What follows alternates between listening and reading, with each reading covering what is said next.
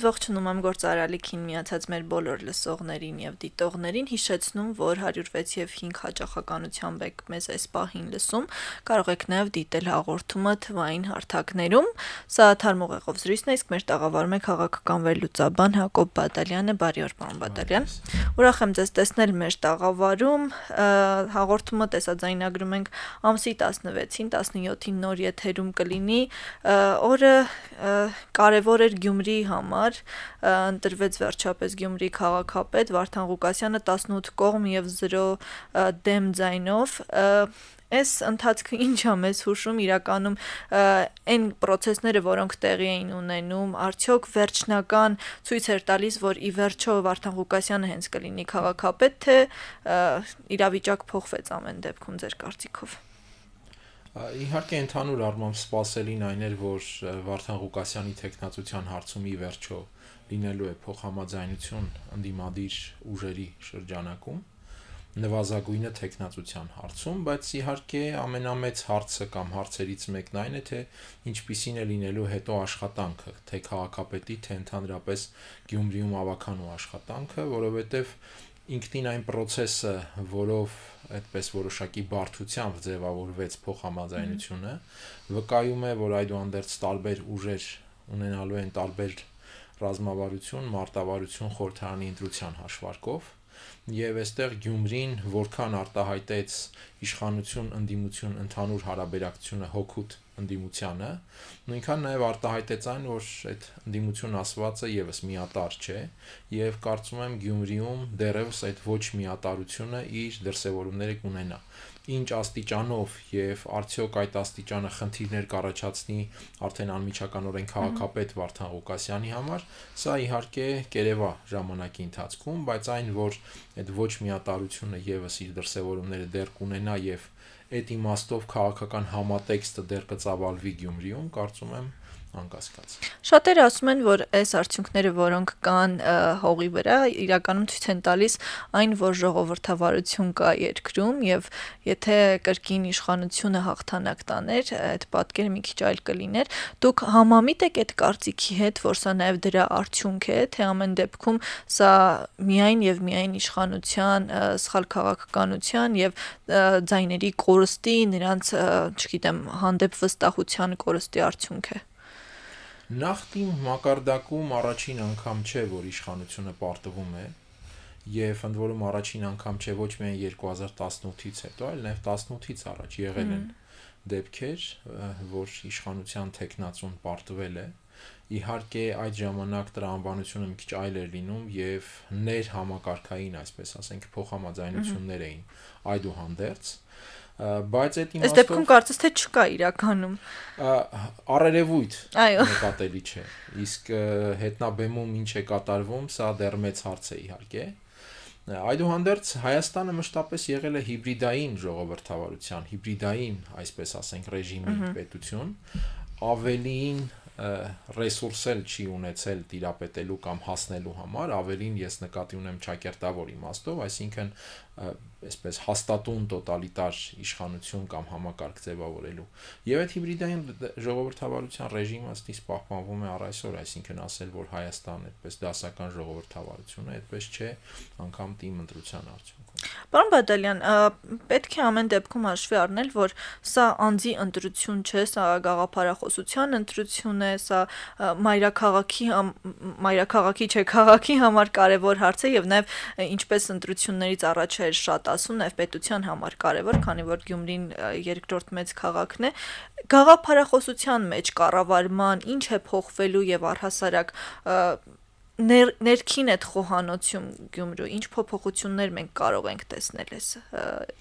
Ես կարծում եմ հակառակը, այստեղ անձերի դերն էր բավական մեծ բոլոր իմաստներով,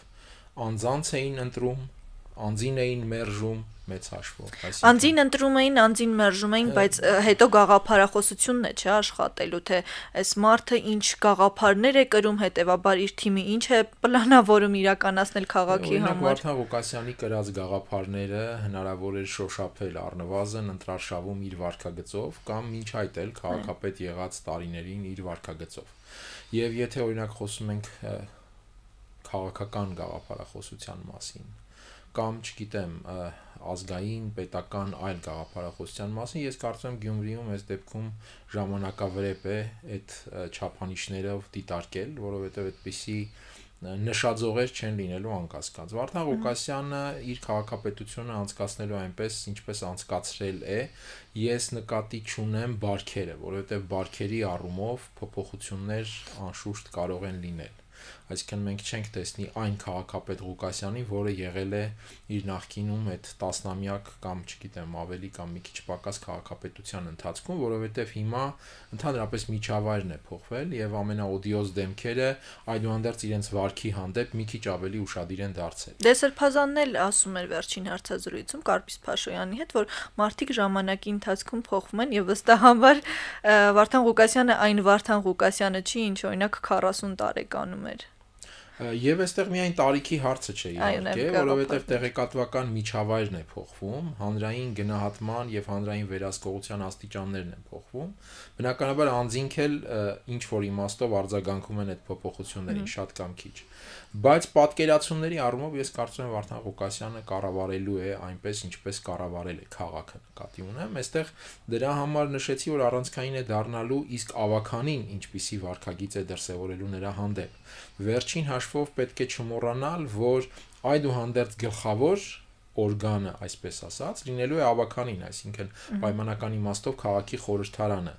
եւ քաղաքապետը ավականուց է կախված, ավականին է քաղաքապետ ընտրողը։ Հիմա այդ ավականու ընդդիմությունը, որը 4 տարբեր ուժեր են, տարբեր, այսպես համամասնությամբ, ինչպիսի վերաբերմունք է ունենալու Վարդան Ղուկասյանի այս կամ այն գործունեության հանդեպ։ Մենք տեսնում ենք, որ պաշտոնական կոալիցիա էլ որպես այդպեսին չկա, երբ ինչ որ սկզբունքների շուրջ կլինեին համաձայնություններ։ Համաձայնություն է ձեռք բերվել, հետեւյալ այստեղ կրկին մերժելու շուրջ ձևավորվեց այս ամենը, այսինքն չլինեն իրենք,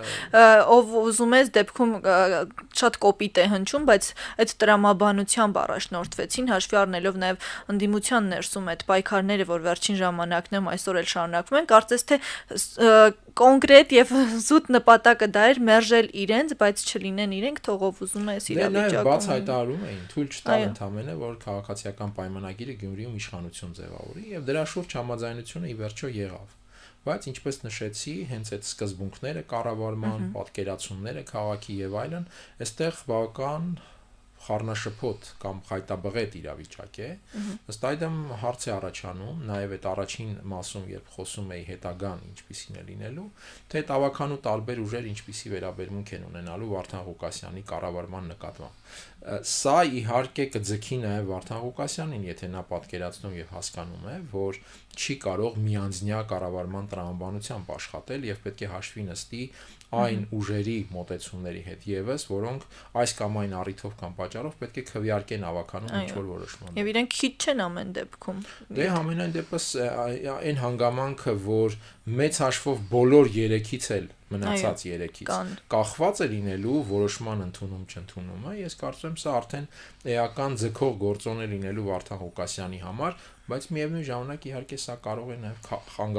խանգարող գործոն լինել, այսպես ասած, ելնելով այդ ուժերի քաղաքական նպատակներից եւ հաշվարկներից։ Պարոն Բադալյան, մինչև ընտրությունները անդադար խոսվում էր, որ այ Գյումրիի ընտրությունները շատ կարևոր են պետության համար, շատ կարևոր են 26 թվականի նախորդող շրջանում, եւ շատերն էլ ասում էին, որ դա բավականին ուռճացված կարծիք է եւ չպիտի այդ ընտրություններին այդքան մեծ մասշտաբայնություն տալ։ Դուք առհասարակ ոնց եք գնահատում։ Պետք էր նման կերպ վերաբերվել այս ընտրություններին եւ ես նկատեցի ամեն դեպքում, որ անգամ բանավեճերի ժամանակ, անգամ քննարկումների ժամանակ Գյումրիի ներքին հարցերը այդքան չէին քննարկվում, ինչքան որ Հայաստանի ամբողջական հարցերը, բայց մենք միշտ մոռանում ենք, որ մենք գյումրեցիները ընտրում էին մարդու, ով իրենց առաջնահերթ իրենց քաղաքի խնդիրները պիտի լուծի կացարաններից սկսած մինչև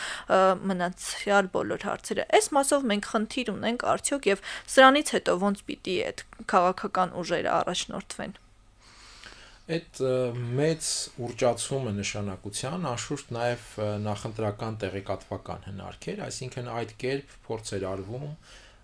ընդդիմադիր տրամադրված ընտրողների առավելագույն մոբիլիզացիա ապահովել։ Դե ասում են քաղաքականացված ընտրություններ։ Դա էր դիտարկվում որպես այդպես առավելագույն մոբիլիզացիայի տարբերակ եւ իշխանությանը թեկուզ հավաքական պարտության մատնելու տարբերակ։ Իմ գնահատմամբ հենց սա էր պատճառը, որ այդքան մեծ նշանակություն էր տրվում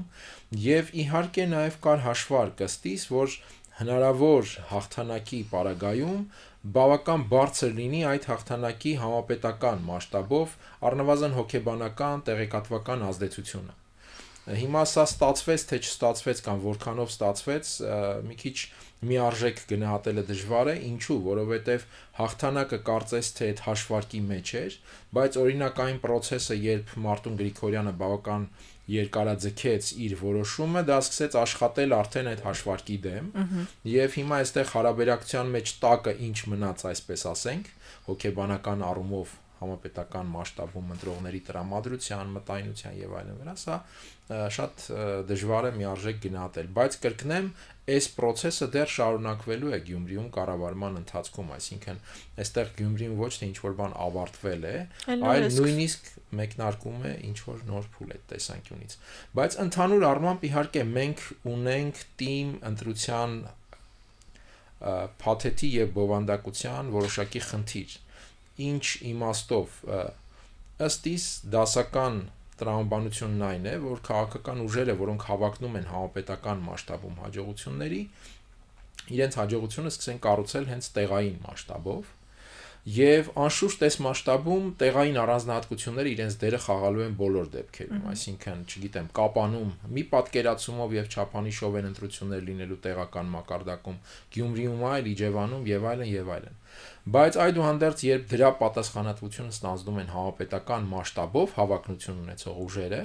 այստեղ թիմ համակարգում արդեն ձևավորվում է որոշակի նշաձող, այստեղից արդեն ձևավորվում է պետական քաղաքական համակարգի զարգացման, գործընթացների ծավալման եւ այլն որոշակի կանխատեսելիություն եւ աստիճանակարգություն։ Մեզանում դա բացարձակապես խախտված է։ Մենք տեսնում ենք, որ բավական խայտաբղետ չափանիշներով է կատարվում ընտրությունը եւ ընդհանրապես process-ը ձևավորվում եւ սա մեր քաղաքական համակարգի կարծում եմ լրջագույն խնդիրներից է եւ այդ թվում նաեւ պետական կառավարման համակարգի, որովհետեւ այդ աստիճանակարգությունը ինքը բավական հավաք եւ զուսպ սկզբունքներ է ձևավորում նաեւ ընդհանրապես պետական կառավարման տրամաբանության։ Ինչն է պատճառը, այսինքն ավելի հեշտ է ղեկավարել մարզերում եւ մեծ մասշտաբների չհասնել, այսինքն ամեն մեկը իր անկյունում փորձի խնդիր լուծել, թե որտեղ է խնդիրը, որ այդ համակարգը չի կայանում։ Շատ բարդ է ասել, թե որն է խնդիրը կամ որոնք են խնդիրները։ Իսկ միգուցե չեն ցանկանում ուժերը իսկապես երկրի ղեկավարում ստանձնել։ Իհարկե, ամբողջ խնդիրը պատկերացումներից է, այսինքն հիմքում պատկերացումներն են, քաղաքական ուժերը, քաղաքական դերակատարները համարում են, որ այդ աստիճանակարգը կարևոր է, թե համարում են, որ թիմ մակարդակում process-ները ավելի արժեքավոր կարող են լինել քաղաքական հետնաբեմի տեսանկյունից։ Իսկ քանի որ մեզանում մեր քաղաքական համակարգում պատկերացումները հիմնականում ստվերային են եւ հիմնականում մտածողության հիմքերը այսպես ավելի մոտ են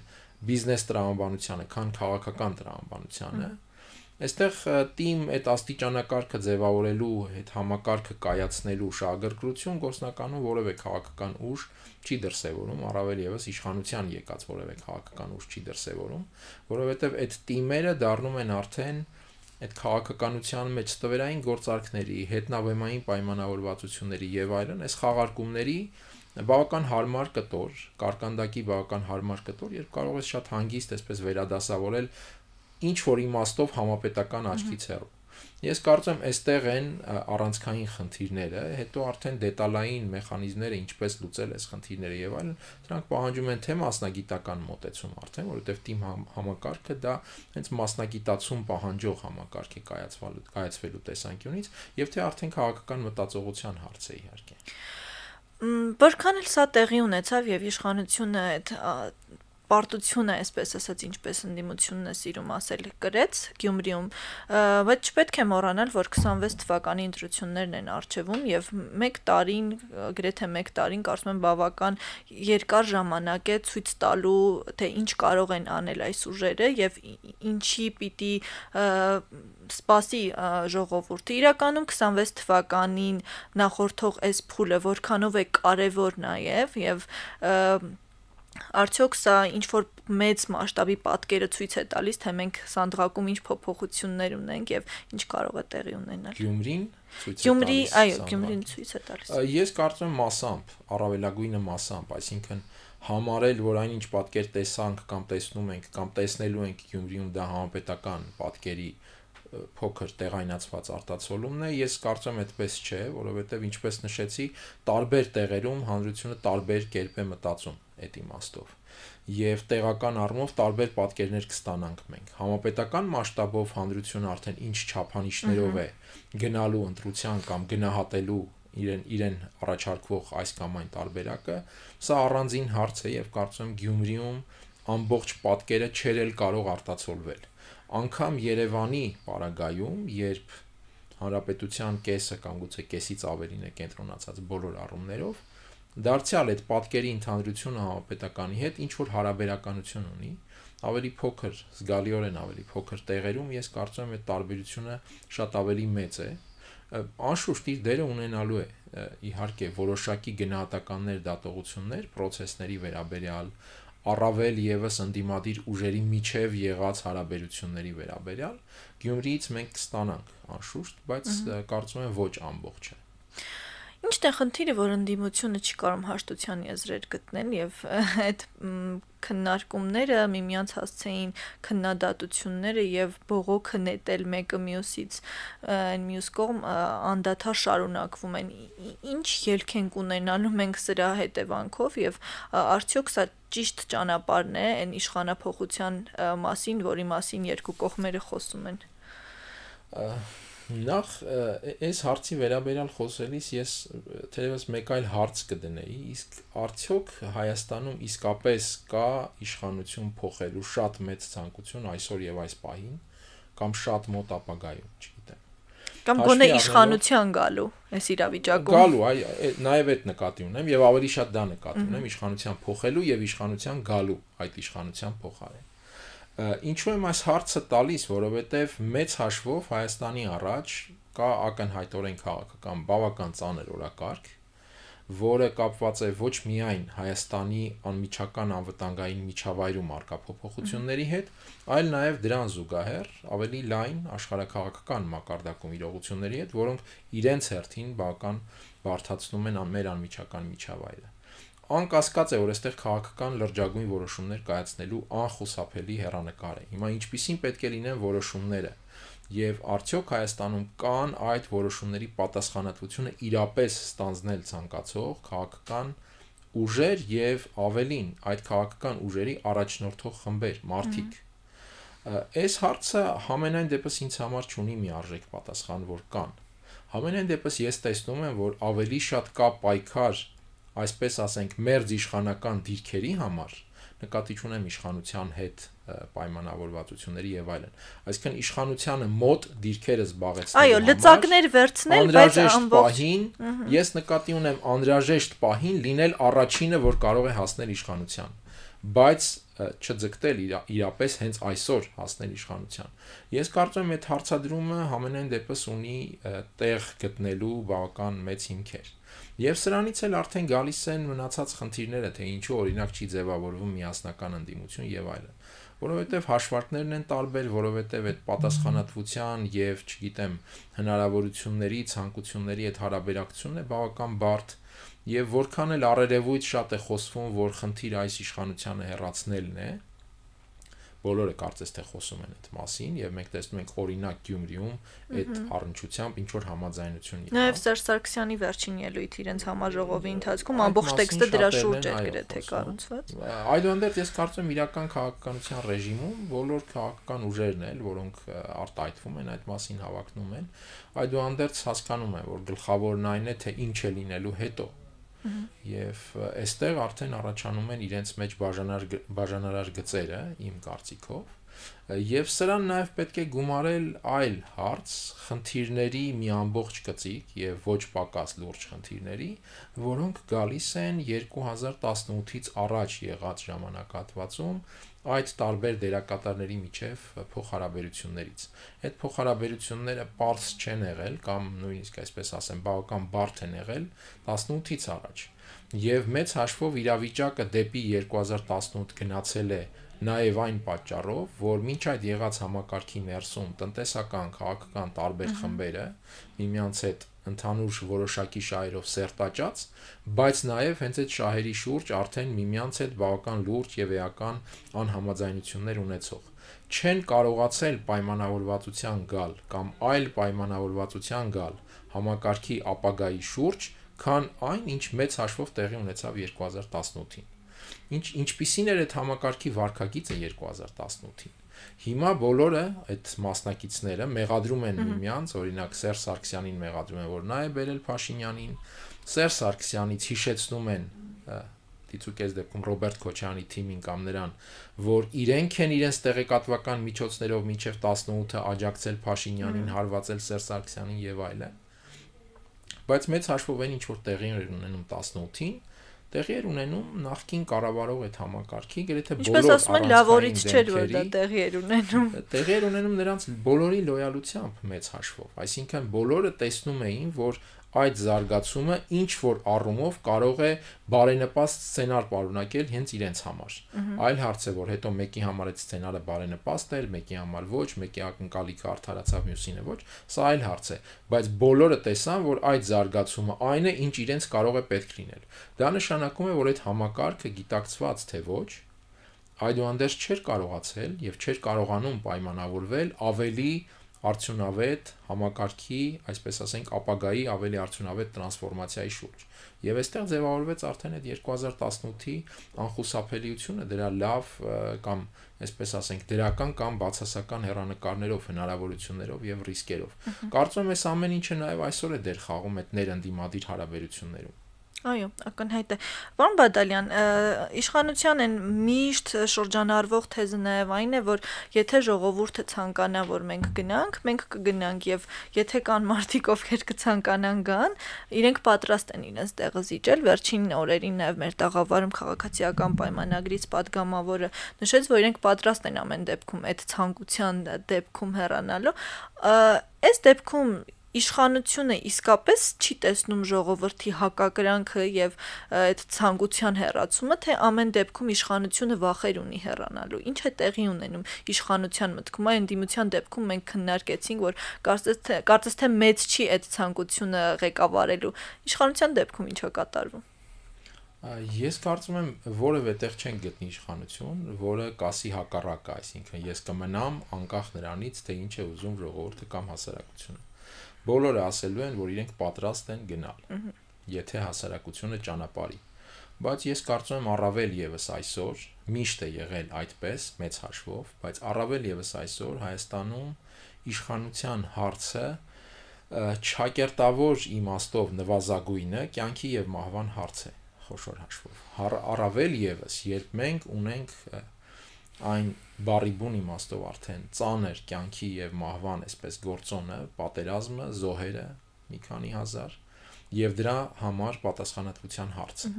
Հիմա այս պարագայում պատկերացնել, որ այդ պատասխանատվության տակ գտնվող իշխանությունը պատրաստ է ընդհանրապես հասարակության կամքով հեռանալ եւ ճունի ամեն կերպ եւ հնարավոր բոլոր տարբերակներով իշխանության մնալու նպատակ, ես պարզապես չեմ պատկերացնում։ Այստեղ հարցն այլ է, թե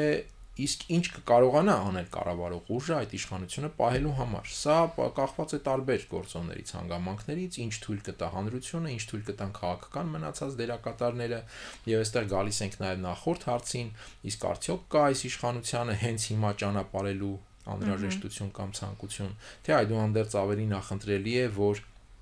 այդ բարդ քաղաքական որոշումների փուլում դարձյալ շարունակի մնալ պատասխանատվություն հենց այս դաշտում։ Այսինքն այս բարդ հարցերը կան, բայց ես կարծում եմ անկասկած է, որ իշխանությունը ձգտելու է մնալ, առավելագույնն անելու է եւ իհարկե այստեղ քաղաքացիական պայմանագրի падգամավորները անշուշտ շատ սահմանափակ տեղեկատվության են տիրապետելու այդ իմաստով ինչ ցանկություններ ունի, որովհետև երբ ասում ենք իշխանություն պետք է հասկանանք, որ այստեղ գլխավորապես կա Նիկոլ Փաշինյանը եւ շատ մեծ շատ նեղ, այսպես ասած, անձանց շրջանակ քաղաքացիական պայմանագրում։ Հիմա սա է պատկերը, այսինքն այդ անձինք չկան, Փաշինյանը չկան, կա բոլորովին այլ իրավիճակ այդ կառավարող ուժի տեսանկյունից։ Եվ այս իմաստով կարծում եմ պայքարը լինելու է այդ իշխանությունը պահելու համար։ Կրկնեմ, մեթոդների ընտրությունը կախված է լինելու շատ գործոններից։ Իհարկե իշխանությունը հաշվի առնելու, եթե օրինակ դիմի, այսպես ասենք, ոչ իրավական ճանապարհներով իշխանությունը պահելուն, այդ ճանապարհների ինչ աստիճանը հնարավոր կլինի մարսել, թե ներսում, թե դրսում, նաև արտաքին արձագանքների իմաստով։ Այսինքն այս բազմաթիվ հարցերը կան, բայց մենք տեսնում ենք, որ Փաշինյանը ինտենսիվ աշխատում է իշխանությունը պահելու համար, հասարակական այսպես միջավայրի փոփոխության, իշխանության նկարագրի փոփոխության ուղղությամբ, առավելագույն իր ընտրազանգվածի, առավելագույն մոբիլիզացիա, այսպես բյուրեղացում ապահովելու համար։ Տեսնում ենք այդ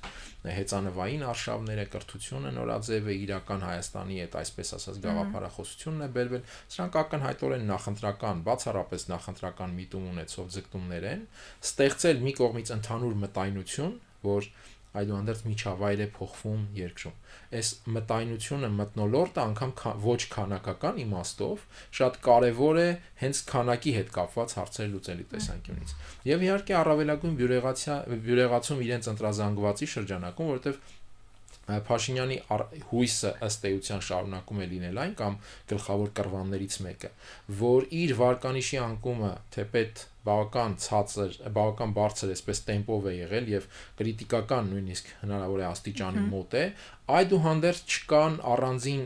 ուժեր, որոնք իրենց վարկանիշով եւ հանրային իրենց վստահությամբ կարող են լուրջ մրցակցություն թելադրել իրեն։ Մենք տեսնում ենք այդ բարդությունները, որքան էլ Գյումրիում այդպես հավաքական հաղթանակը տեսանք։ Կրկնեմ, համապետական մասշտաբը պատասխանատվության բերումով նաև բոլորովին այլ մոտիվներ եւ բոլորովին այլ չափումներ է ենթադրում։ Շնորհակալ եմ ձեզ զրույցի համար։ Մեզ լսողներին եւ դիտողներին եւս մեկ անգամ հիշեցնեմ, որ Թարմ ուղեղով զրույցներ գործարարալիքի եթերում իմ զրուցակից քաղաքական վերլուծաբան Հակոբ Բադալյանն էր։ Այսքան այսօրվա համար կհանդիպենք։